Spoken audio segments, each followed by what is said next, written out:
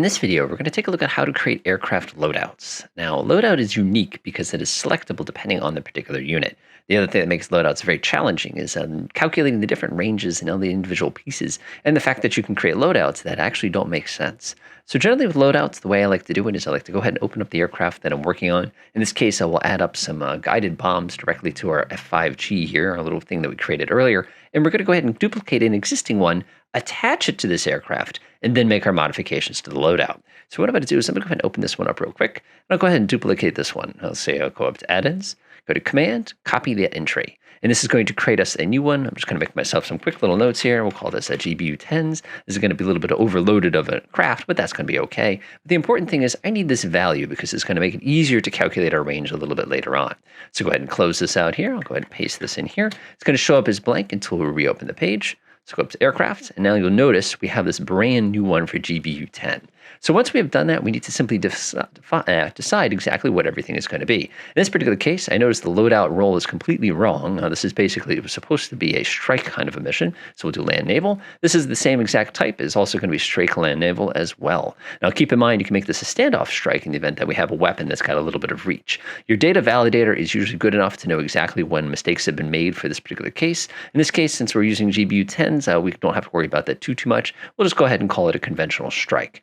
Next, we're going to give it the ability to define what the weather is. Since we're going to be using a laser-guided weapon, this is going to give us some weather capability, but it will give us day and night. We can also come in here and define exactly when the weapon is going to be expended. In this particular case, I can say once we've gone ahead and engaged, we'll actually change it real quickly. Let's see here. All weapons have been removed. That makes sense to me. Now I have the ability to define the max sorties. Does it have quick time turnaround? In this particular case, we don't have a quick turnaround. It's a pretty heavy load. It's difficult to do. We also have the ability to define things like mass for logistical purposes. So when this starts to get a little bit more challenging is going to be determining things such as ranges. Now, if you as the designer knows exactly what the range of this aircraft with the particular payload is, you can define this value right here directly. Before we do that, though, I'm going to make my way down here and take a look at the loadout weapon record. Remember, you're going to be working with weapon records here. You're not going to be working with anything else. In this particular case, we're simply going to take our Mark 83 and we're simply going to trade that out for a GBU10 here. So I'm going to come in here and type in GBU10. And we can simply select exactly which one we want. In this particular case, we're going to go with 2 out of 2, which is going to be quite a load for a little airplane like this, but that works pretty well. We're going to leave on the 2 AIM-9s, but we're going to make one other change. We're going to require some sort of pod to actually provide the laser technology on board our F5. Now, the interesting thing about our F5 is we actually attached a laser designator on board for the purposes of doing something like this a little bit later on. But if we wanted to actually come in here and dial in a pod, we could actually come in here and dial in exactly what particular type of laser pod that we're interested in using. In this case, we're going to go with a sniper pod. So we'll do 1564, press enter, and now we've gone ahead and added this. Now where this gets interesting is we've had to take up a hard point here away from our aircraft for the purposes of carrying this little pod, so it's going to have a significant impact on our range. Now if you know the actual range, you can actually come up here and dial this value in directly. In this case, I'm going to estimate this as being probably closer to around 200 miles or so.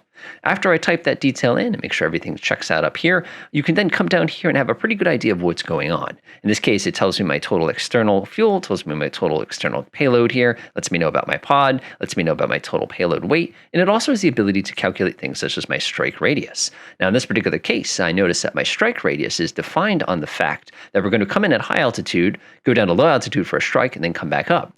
Now what we can do here is we can actually make this one a little bit different in the sense that we can make this a medium because we're using guided weapons for the particular purpose of this attack. So in this case, I'll take a look here at 25,000 feet. That looks pretty good. We can also say 12,000 feet. That looks pretty good. It's going to be form up for 2 minutes to study. That looks like it's going to be a pretty solid combination here.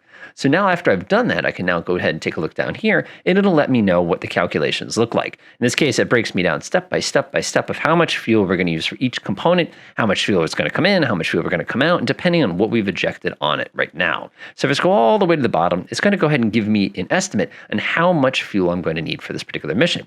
In this case, right now with a 200 nautical mile radius, it's going to leave me coming home with about 840 kilograms of fuel, which is actually pretty good. So now we can up this a little bit go ahead and take a look at what happened to our calculations down at the bottom and see what that's done for us. In this case, so we have a little bit less fuel, and we're starting to get a little bit close. And remember, this is including the reserve percentage, in which case we're left with about 500 kilograms of fuel, which if you have a very, very long train of airplanes trying to land, this is probably going to be cutting it pretty close. But I'd say it's a fairly good estimate to assume that this particular aircraft has a 250 nautical mile radius with this particular set of weapons. Now, if we went in here and attached some extra fuel tanks to it, maybe we dropped one bomb for the inclusion of one fuel tank, that could have a massive impact on our range. But again, that's why you have so much control over these particular items. Now, once we've gotten that, I'll go ahead and close this one out. We want to make sure we add our item down onto here, which you can see right here. We have 28242, and you can see it gives us all the critical details right there, and now our loadout is complete. One thing you want to be very mindful of is if you have a different version of an aircraft using the same loadout, you're going to run into a tremendous amount of problems with contradicting ranges. So you want to make sure you create a unique loadout for each unique aircraft. Fortunately, there is a built-in function to make this a little bit simpler for you. On our database tools, you can actually copy and paste particular items here using this exact particular purpose. If you want to create a copy of an existing aircraft and then get all the loadouts that go with it, so you can just adjust them directly.